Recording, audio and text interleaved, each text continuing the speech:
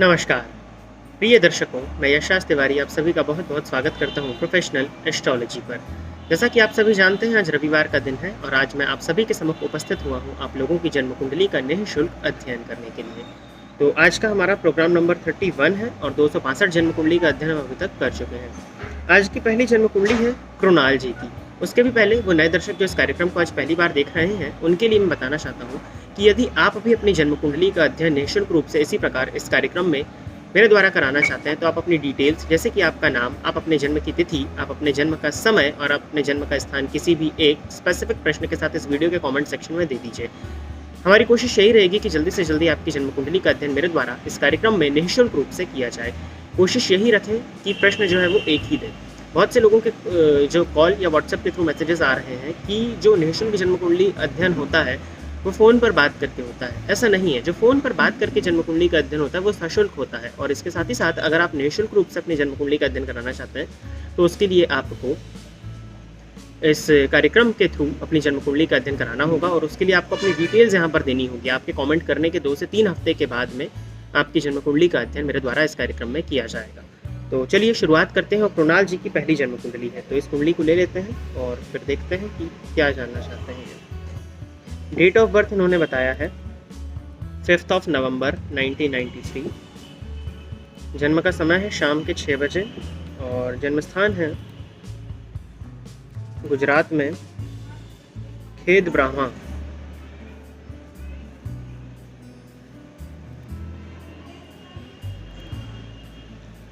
तो कृणाल जी, मेष लग्न की आपकी जन्म कुंडली है, राशि आपकी मिथुन बनती है। इन्होंने पूछा है मुझे नेक्स्ट ईयर फॉरेन जाना है, तो योग फेवर में है और राहु का मंत्र कर सकता हूँ या नहीं। राहु का मंत्र किसमें बताया आपको? राहु नीच राशि में बैठे हैं। राहु जाकर के अष्टम भाव में वृश्चिक राशि में जो कि नीच के हो रहे हैं और अष्टमेश मंगल के साथ में ही बैठे हैं, जो कि इस कुंडली में लग्नेश भी हैं। हालांकि मेष लग्न की जन्म कुंडली में राहु कारक नहीं होते और कहीं ना कहीं मंगल और राहु की युति है। तो राहु के मंत्र जाप से बेटर मैं समझता हूँ आपके लिए कि आप हनुमान चालीसा का पाठ करें। हनुमान जी की आराधना करना आपके लिए कहीं ज़्यादा बेनिफिशियल मैं देखता हूँ। इसके साथ ही साथ में फॉरेन का आपका देख लेते हैं। लग्नपति अष्टम में है, स्वदेशपति जाकर के पराक्रम भाव में, विदेशपति सप्तम में बैठ के लग्न को देख रहे हैं और परमानेंट विदेशपति परमानेंट विदेश में जाने का योग तो बनता है आपकी जन्म कुंडली में। और आपने पूछा है कि नेक्स्ट ईयर यानी कि 2022 में तो मैं मुश्किल समझता हूँ जाना। बुध में केतु का अंतर आएगा क्योंकि 6वें 8वें का संबंध है और बुध में शुक्र को आने दीजिए। जनवरी 2023 के बाद में विदेश जाने का योग यहाँ पे बनता है। अब रही बात आपकी राहु के मंत्र की, तो मैं वही समझता हूँ कि राहु का मंत्र आप जाप करना चाहते हैं तो मना ही नहीं है। मैंने अक्सर कहा कि पूजा पाठ करने में कहीं कोई दिक्कत नहीं है या कुछ गलती नहीं है, लेकिन मेनली सबसे जो ज़्यादा ज़रूरी समझ में आता है यहाँ पर वो यही है कि आप मंत्र जाप करें राहु के। उससे बेटर है कि गणेश जी की आराधना और हनुमान चालीसा का पाठ आप कर लें, वो कहीं ज़्यादा आपको रिजल्ट देने वाला होगा। तो मैं समझता हूँ कि आपको वो करना चाहिए, वो आपके लिए ज़्यादा बेनिफिशियल है। तो ये था कृणाल जी की जन्म कुंडली का अध्ययन। आगे बढ़ते हैं और अगली जन्म कुंडली है उदय प्रताप सिंह जी की। उदय जी ने अपना डेट ऑफ बर्थ बताया है 28 मई 1990। जन्म का समय उदय जी ने बताया है 16:15 और जन्म स्थान इन्होंने दिया है प्रतापगढ़, उत्तर प्रदेश।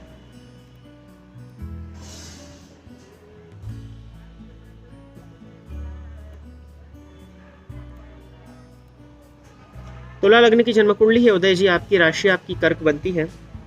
इन्होंने पूछा है मेरी गवर्नमेंट जॉब कब लगेगी और कौन सी लगेगी, प्लीज बताएं। कौन सी तो वही लगेगी जिस कुंडली की जिस नौकरी की आप तैयारी कर रहे हैं। ठीक है, केतु की महादशा में सूर्य का अंतर प्रारंभ होने वाला है। आपको दिसंबर 2021 के बाद से जन्म कुंडली बनती है आपकी तुला लग्न और कर्क राशि की। सूर्य इस कुंडली में लाभेश होते हैं जाकर के अष्टम भाव में बैठे हुए हैं और दशम भाव के अधिपति दशम भाव में ही बैठे हैं। भाग्य भाव में गुरु का होना कहीं ना कहीं टीचिंग के क्षेत्र में आपकी सरकारी नौकरी लगने की सबसे ज़्यादा संभावनाएं यहाँ पर बनती हैं। लग्नपति सप्तम में बैठ के लग्न को देख रहे हैं, लेकिन कहीं ना कहीं वो कमज़ोर हो रहे हैं 4 अंश पर होने की वजह से। नवमांश में उनको बल मिल रहा है, ये सबसे बड़ा प्लस पॉइंट है। प्रयास अपना जारी रखिए। दिसंबर 2021 से लेकर के नवंबर 2022 के बीच में इस जन्म कुंडली में सरकारी नौकरी लगने के योग बनते हैं। अब जिस क्षेत्र की आप तैयारी कर रहे हो वही क्षेत्र आपके लिए लगने का होगा। हालांकि यहाँ पे टीचिंग और बैंकिंग ये दोनों सेक्टर्स आपकी कुंडली में मुझे बहुत अच्छे दिखाई पड़ते हैं, तो इन दोनों सेक्टर्स में आप जा सकते हैं। कहीं ना कहीं इंश्योरेंस का सेक्टर भी आपकी जन्म कुंडली में मुझे अच्छा दिखाई देता है कि जिस क्षेत्र में अगर आप जाएँ तो आप नौकरी को ठीक वे से कर पाएँ या जो कि सेक्टर आपके लिए फ्यूचर के लिए बेनिफिशियल होगा। लेकिन एक बात यहाँ पर सोचने वाली है कि तुला लग्न की जन्म कुंडली है और केतु जाकर के बैठे हैं दशम भाव में और केतु की ही महादशा चल रही है, दशमपति के साथ में बैठे हैं, तो फलस्वरूप चंद्रमा के बल को ये 5 गुना अधिक बढ़ाने वाले होंगे। मैंने बताया किसी भी स्वराशिस्थ ग्रह के साथ में अगर केतु बैठ जाए तो उस ग्रह के बल को बढ़ाने वाले होते हैं, तो वो आपकी कुंडली में उदय जी दिखाई पड़ता है। लेकिन यहाँ पर हमें यह देखना होगा कि चंद्रमा और केतु की युति होने की वजह से ग्रहण योग भी बनेगा और चंद्रमा पर शनि की दृष्टि का पड़ना विष योग क्या यहाँ पर निर्माण हो जाएगा। तो इस वजह से क्या होगा कि व्यक्ति के जीवन, जातक के जीवन काल में कंसंट्रेशन में कमी आती है। प्रॉपर तैयारी होने के बाद भी एग्जामिनेशन हॉल में जाने के बाद परफॉर्मेंस में कमी आती है, कहीं ना कहीं नर्वसनेस हो जाना, एंजाइटी हो जाना और मानसिक अशांति की वजह से पढ़ाई पे मन ना लग पाना, या प्रॉपर अपना जितना ये व्यक्ति कर सकता है वो 100% एफर्ट्स ना दे पाना। ये कुछ परेशानियां हैं जो कि आपके सरकारी नौकरी के लक्ष्य को बाधित करेंगी और आपके विकास में बाधा उत्पन्न करने का काम करेंगी। तो इसके लिए आपको अपने चंद्रमा को ठीक करना होगा। चंद्रमा को ठीक करने के लिए रोज शिवलिंग पर जाकर के दुग्धाभिषेक करिए, हो सके तो दूध में काली तिल मिला करके शिवलिंग पर चढ़ाइए, यह आपके लिए सबसे ज्यादा मैं बेनिफिशियल देखता हूँ। हनुमान चालीसा का पाठ नित्य 3 बार आपके द्वारा होना चाहिए, यह भी आपके लिए कहीं ना कहीं बहुत ज्यादा बेनिफिशियल दिखाई पड़ता है। इसके साथ ही साथ में आप गणेश जी का मंत्र ओम गंग गणपते नमः रोज 3 माला जाप करना शुरू करिए, इससे प्रतियोगी परीक्षाओं में भी सफलता मिलने के योग बने जाते हैं। और सूर्य को जल, आप कार्यक्रम देखते हैं तो देख ही रहे होंगे, तो सूर्य को जल दीजिए ताकि सरकारी नौकरी के क्षेत्र में सफलता दिखाई पड़े। केतु की महादशा में सूर्य का अंतर आ रहा है। दिसंबर 2021 में सूर्य रोहिणी नक्षत्र में बैठे हैं जो कि चंद्रमा का नक्षत्र, चंद्रमा इस कुंडली के दशमपति होते हैं। तो दशमाधिपति के नक्षत्र में सूर्य का बैठना और सूर्य के अंतर में दशम भाव से संबंधित यानी कि सरकारी नौकरी से संबंधित सफलता मिलने के योग है। लेकिन तभी जो परेशानियां मैंने बताई अगर आप उसको कम कर सकें तो ये था उदय जी की जन्म कुंडली का अध्ययन। आगे बढ़ते हैं और अगली जन्म कुंडली है प्रदीप शर्मा जी की।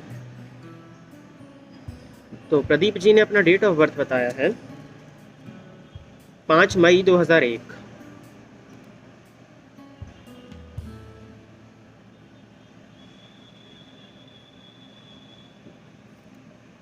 जन्म का समय प्रदीप जी ने दिया है 12:17 AM यानी कि 0017 रात के 12:17 और संगरूर पंजाब।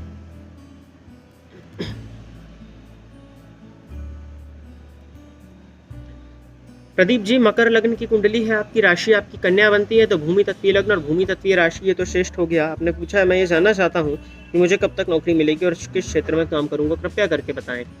2001 का आपका जन्म है, 20 साल की उम्र है। आशा करता हूँ कि ग्रेजुएशन आपका लगभग कंप्लीट हो गया हो। मकर लग्न की जन्म कुंडली है, लग्न का मान है 1 अंश, लग्नपति बन जाते हैं शनि, जाकर के पंचम भाव में शुक्र के घर में शुक्र के साथ तात्कालिक मैत्री बनाते हुए अति मित्र होकर के बैठे हैं। लग्नपति के पास में तो बल है पर जो लग्नेश है मतलब लग्नेश के पास में तो बल है बट जो लग्न का मान है वो कहीं ना कहीं कमजोर दिखाई पड़ रहा है। चतुर्थ भाव में उच्च राशि के सूर्य बैठे हैं जो कि अष्टमेश हैं और नवमांश में देखा जाए तो ये सूर्य नीच के हो गए हैं। तो आपको सरकारी नौकरी का भी अगर मैं प्रयत्न करने के लिए कहूँ तो कहीं ना कहीं परेशानी आएगी। किस क्षेत्र में आपका ग्रेजुएशन हुआ है ये अगर आपने बताया होता तो थोड़ा सा बेहतर होता, लेकिन अगर आपके मन में कुछ इस तरह की स्थिति है कि आपको गवर्नमेंट जॉब करना है या गवर्नमेंट जॉब की तरफ आप अग्रसर हैं, सरकारी नौकरी में जाना चाहते हैं, तो रेलवेज की तैयारी आप कर सकते हो।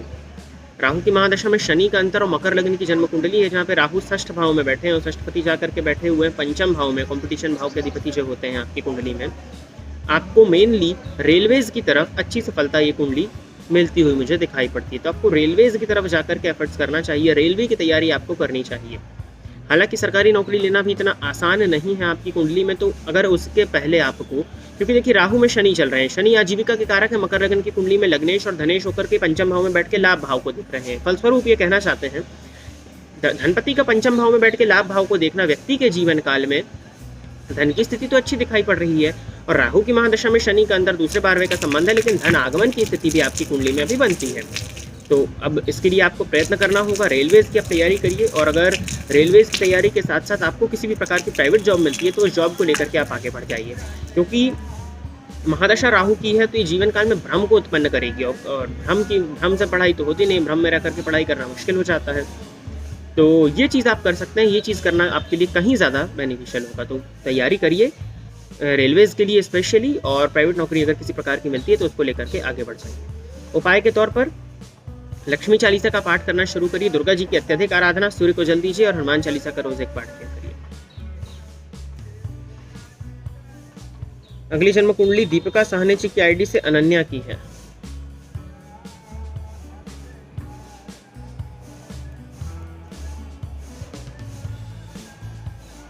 7 मई 2018 एक बालिका की जन्म कुंडली है। जन्म का समय इन्होंने दिया है 9:36 सुबह के। जन्म स्थान है नोएडा, उत्तर प्रदेश।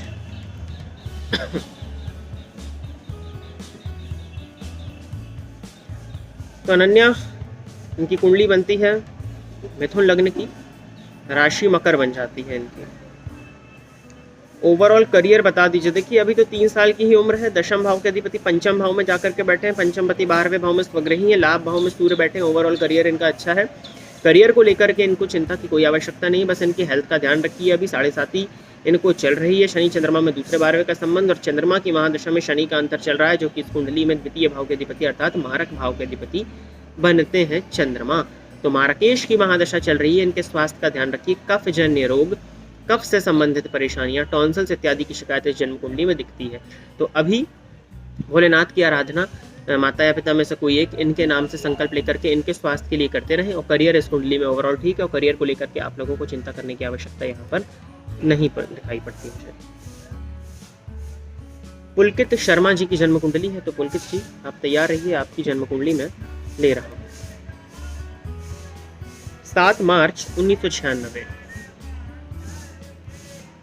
जन्म का समय इन्होंने बताया है 7:25 सुबह के, और जन्म स्थान है कोटा, राजस्थान।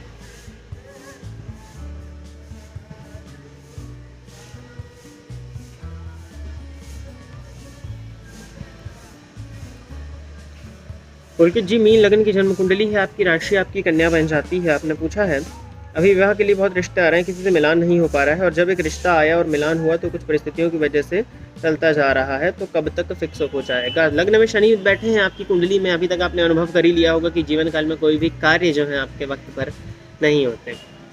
सप्तम भाव अर्थात पत्नी भाव में देखा जाए तो चंद्रमा राहु की युति है, और पंचम पति होकर के चंद्रमा सप्तम भाव में बैठे हैं। हो सकता है किसी न किसी को पसंद आप करते हो, लेकिन पंचम भाव पे आपकी कुंडली में देखा जाए तो केतु की दृष्टि पड़ रही है, और पंचमेश पर शनि और राहु का संबंध है, तो कहीं ना कहीं प्रेम संबंध में भी दिक्कत है। अब देखिए आपकी कुंडली में देखा जाए कि शादी में दिक्कतें आने का कारण एक तो राहु की महादशा में केतु का अंतर, जो कि वक्त ठीक नहीं चल रहा है, ऊपर से कन्या राशि शनि राशि से पंचमस्थ चल रहे हैं, और सप्तम भाव पर शनि की दृष्टि का पड़ना। सप्तम भाव पर जब भी शनि की दृष्टि पड़ जाती है तो विवाह को विलंबित कर देते हैं। आपकी कुंडली में सप्तम भाव से शनि और राहु दोनों पापक ग्रहों का संबंध है, जो कि विवाह को विलंबित करना, विवाह होने में परेशानी, विवाह तय हो जाए तो विवाह तय होने के बाद में टूट जाना, या विवाह होने में नाना प्रकार की परेशानियां आने लग जाती हैं। सवाल उठता है कि गुरु जाकर के दशम भाव में स्वग्रही होकर के हंस योग लगा करके बैठे हैं तो भी विवाह में दिक्कत जाएगी। गुरु का बलाबल इस जन्म कुंडली में होना इस बात की सूचना देता है कि व्यक्ति के जीवन काल में विवाह तो है, परंतु शनि की दृष्टि का सप्तम भाव पर पड़ना विवाह को विलंबित कराता है। और विवाह के कारक, विवाह कराने वाले प्लैनेट कौन से हैं? देवगुरु बृहस्पति, और गुरु पर भी शनि की दृष्टि का पड़ना, तो कहीं ना कहीं गुरु के कारकत्व में कमी आएगी, गुरु के कारकत्व में विलंब आएगा, गुरु के कारकत्व में पृथकता आएगी, डिस्टेंस आएगा, उन चीज़ों की प्राप्ति में देरी लगेगी व्यक्ति को। तो ये आपकी कुंडली में बनता है। अब देखा जाए तो राहु की महादशा में शुक्र को आने दीजिए। राहु में केतु में इसी तरह की स्थिति बनी रहेगी अभी। मुझे लगता है कि जुलाई 2022 के बाद में आपकी शादी की जो है वो गति बढ़े। मई 2022 या जुलाई 2022 के आसपास में 2022 से अच्छे मौके मिलने लगे, इस बात की सूचना आपकी जन्म कुंडली दिखाती है। और सितंबर 2022 के बाद में विवाह का योग आपकी कुंडली में दिखाई पड़ता है। तो सितंबर तक आपका मेनली मान के चलिए 2022 तो जाएगा ही जाएगा विवाह में। और कन्या राशि होने की वजह से आपकी कुंडली में अभी देखा जाए तो षष्ठ भाव में गुरु का संचरण हो रहा है, तो गुरु का प्रवेश मीन राशि में होने दीजिए। आपकी चंद्र कुंडली बनाएंगे तो वो कन्या राशि से प्रारंभ होगी, तो जब मीन राशि में गुरु का गोचर होगा तो सप्तम भाव में अर्थात पत्नी भाव में गुरु का गोचर होगा, और ये विवाह कराने वाला होगा। तो आप मान के चलो कि मई 2022 के बाद से विवाह की परिस्थितियां बन रही हैं, और जन्म कुंडली की महादशाओं से सितंबर के बाद में विवाह होते हुए दिखाई पड़ता है। तो 2022 के अंत में या 2023 तक आपका विवाह जा रहा है। अब 1996 का हालांकि आपका जन्म है, तो कोई बहुत ज़्यादा विलंब भी नहीं हुआ है ये, ठीक है। अब देखा जाए उपाय, गुरुवार के दिन जल में एक चुटकी हल्दी डाल करके स्नान करना शुरू करिए। पत्नी मनोरमां देहि मनोव्रतानुसारिणीं तारिणीं दुर्ग संसार सागरस्य कुलोद्भवाम। दुर्गा सप्तशती का मंत्र है। इस मंत्र का रोज एक माला जाप करना शुरू करिए जब तक कि आपकी शादी नहीं हो जाती। और शिव जी की आराधना होती रहनी चाहिए। गुरुवार के दिन शिवलिंग पर जाकर के केसर मिश्रित जल अर्पित किया करिए जब तक आपका विवाह नहीं हो जाता। ये कुछ उपाय हैं जो कि आपके लिए बेनिफिशियल है और आपका विवाह कराने में ये कारगर साबित हो सकते हैं। आगे बढ़ते हैं और अगली जन्म कुंडली है सौरभ शर्मा जी की। तो सौरभ जी आप तैयार रहिए, आपकी जन्म कुंडली में ले रहा हूँ। 1 मार्च 1995 आपने डेट ऑफ बर्थ बताया है अपना। सुबह के 4:35 और जन्म स्थान है कुचामन सिटी, नागौर डिस्ट्रिक्ट, राजस्थान। तो राजस्थान में नागौर।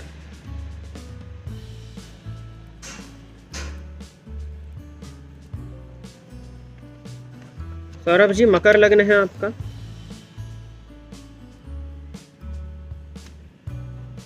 राशि आपकी कुंभ बन जाती है। 3 year no government job, abroad जाना है, करियर कब सेट होगा, भाग्योदय कब, बिजनेस मार्बल। इतने सारे प्रश्न तो यहाँ चुनाव नहीं होते हैं इस कार्यक्रम में। आपको पता होगा कि निःशुल्क जन्म कुंडली अध्ययन के कार्यक्रम में एकमात्र प्रश्न का चुनाव होता है। तो अब आप देखा जाए तो आप गवर्नमेंट जॉब की तरफ एक तरफ बोल रहे हो और आप दूसरी तरफ अब्रॉड जाने का बोल रहे हो। तो ये तो आपके दोनों ही बातों में अंतर समझ में आ रहा है, भेद समझ में आ रहा है। तो कोई जब एक लक्ष्य ही निर्धारित नहीं है तो जन्म कुंडली देख करके क्या फ़ायदा। अगर आप सरकारी नौकरी में जाना चाहते हैं तो आपका लक्ष्य निर्धारित होना चाहिए और आपको अब्रॉड का प्रश्न करना ही नहीं चाहिए था। ठीक है, चलिए अगर आप अब्रॉड जाना चाहते हैं, ठीक है, तो फिर आपको ये बिजनेस मार्बल ग्रेनाइट के बारे में प्रश्न ही नहीं करना चाहिए था। हाँ, ये आप पूछ सकते हैं कि मेरे पास में 3 ऑप्शंस हैं, इन 3 ऑप्शंस में से मुझे क्या सिलेक्ट करना चाहिए। ठीक है, तो देखा जाए आपकी कुंडली में लग्नाधिपति शनि बन जाते हैं जाकर के धन भाव में। सूर्य के बाद साथ में बैठे हैं, सूर्य और शनि की युति, साथ ही साथ चंद्रमा भी वहां पर जाकर के बैठे हैं। तो अमावस्या का आपका जन्म है, शनि चंद्रमा की युति विषयोग, कंसंट्रेशन आपका है नहीं। जितना पढ़ते हैं वो भी एग्जाम हॉल में जाकर के परफॉर्म आप कर नहीं पाते। चंद्रमा पर राहु की दृष्टि का पड़ना भी कुछ इसी तरह की स्थिति को जन्म दे देता है कि कंसंट्रेशन में कमी आ जाती है। तैयारी जहाँ तक कर भी ले, लग्न में बुध और शुक्र बैठे हैं जाकर के मकर लग्न की कुंडली में, व्यक्ति की तैयारी तो ज़बरदस्त हो जाए लेकिन जब परफॉर्म करने की बारी आए तो परफॉर्मेंस ना हो पाए। जितना कंसंट्रेशन उसको देना चाहिए वो कंसंट्रेशन वो दे ना पाए। प्लानिंग्स तो बहुत बड़ी बन जाए, शनि चंद्रमा की युति है, लेकिन जब एक्शंस लेने की बारी आए तो एक्शंस में कमी आ जाए। तो ये कुछ स्थिति है जो कि सिंपल सा कारण दर्शाता है आपकी जन्म कुंडली में सरकारी नौकरी 3 साल से नहीं हो पाई। महादशा गुरु की चल रही है, कुंडली मकर लग्न की है। ज्योतिष के कार्यक्रम देखते हैं तो आप समझ ही गए होंगे कि मकर लग्न की जन्म कुंडली में गुरु आकारक प्लैनेट में से एक है, तो समय भी कहीं ना कहीं ठीक नहीं था। सूर्य और शनि की युति आपकी जन्म कुंडली में बनी हुई है, जहां पर शनि का बल बढ़ जाता है और सूर्य का बल कमजोर हो जाता है। तो सूर्य कहीं ना कहीं कमजोर हो गए। हालांकि वो सूर्य वर्ग उत्तमी है, इस वजह से उनको षड्बल में बल आ रहा है, बट सूर्य और शनि की युति।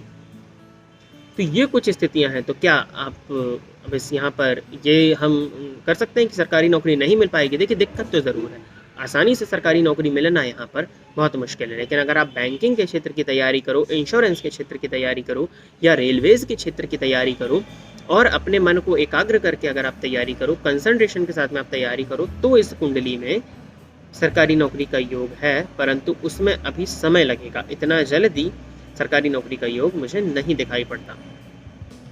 जनवरी 2022 के बाद में ही मुश्किल है। मेनली 2025 के आसपास गवर्नमेंट जॉब की तरफ आपकी कुंडली दर्शाती है। तो अगर आप इतना रुक सकें तो रुक सकते हैं, और नहीं रुकना चाहते हैं तो दूसरा ऑप्शन जो आपने पूछा है कि अब्रॉड, तो लग्नपति धन में, स्वदेशपति सप्तम में, विदेशपति लाभ में और परमानेंट विदेशपति धन भाव में जाकर के बैठे जा सकते हो आप अब्रॉड।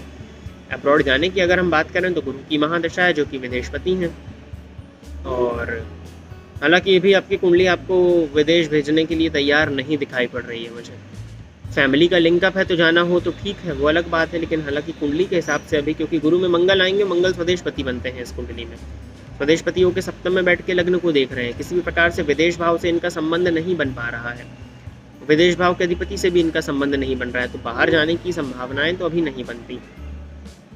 और व्यापार के लिए मैं आपको कहूँगा नहीं, प्राइवेट जॉब को ढूंढते रहिए, सरकारी नौकरी की तैयारी करते रहिए। यही एक आपके लिए बेनिफिशियल अभी उपाय है या एक सलाह है जो कि आपको लाभ दे सकती है। उपाय के तौर पर आप मेनली शिव जी की आराधना ज़्यादा से ज़्यादा और सूर्य भगवान की आराधना करिए ताकि आत्मविश्वास आए, और शिव जी की आराधना करिए ताकि मन शांत हो।